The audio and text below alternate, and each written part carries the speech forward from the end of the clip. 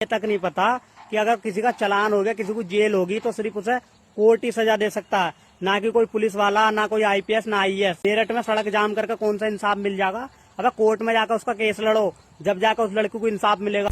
अरे भाई कैसी बात कर दी। अगर सुप्रीम कोर्ट जाने से न्याय मिलता ना तो सुप्रीम कोर्ट में 5 करोड़ से ज्यादा केसेस पेंडिंग में नहीं होते। अगर नए केसेस आना बंद भी हो जाएं तो भी सुप्रीम कोर्ट को इन पुराने केसेस को सॉल्व करने में 300 साल लग जाएंगे। अब आदमी 300 साल रुकेगा क्या न्याय मांगने के लिए? और दूसरी बात, तूने एक लाइन नहीं सुनी कि justice delayed is justice denied. और तू लॉ की बात कर रहा तो तूने लॉ की एक लाइन नहीं सुनी कि लॉ कैच अप सूनर और लेटर। इसका अगर तू मतलब समझता तो इस तरीके की बात कभी नहीं करता। और दूसरी बात, इंडियन कॉन्स्टिट्यूशन में आर्टिकल 19(1)(a) और आर्टिकल 19(1)(b) के तहत हम धरना प्रदर्शन कर सकते हैं, वो भी विदाउट वेपन के।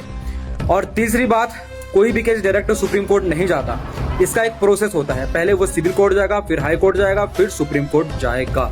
अब आदमी इतना लंबा समय रुकेगा क्या? अगर by the way supreme court पहुंच भी गया तो उसके लिए सारे एविडेंस चाहिए, डीएनए टेस्ट चाहिए, सारे सबूत चाहिए, सारे गवाह चाहिए। कोई भी गवाह अगर मुकर गया या फिर डीएनए टेस्ट की रिपोर्ट नहीं मिली तो केस फिर से पीछे चले जाएगा और इसी में बहुत ज्यादा टाइम लग जाएगा।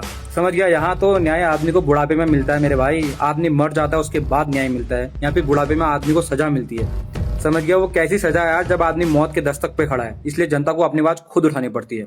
जय हिंद, जय भारत।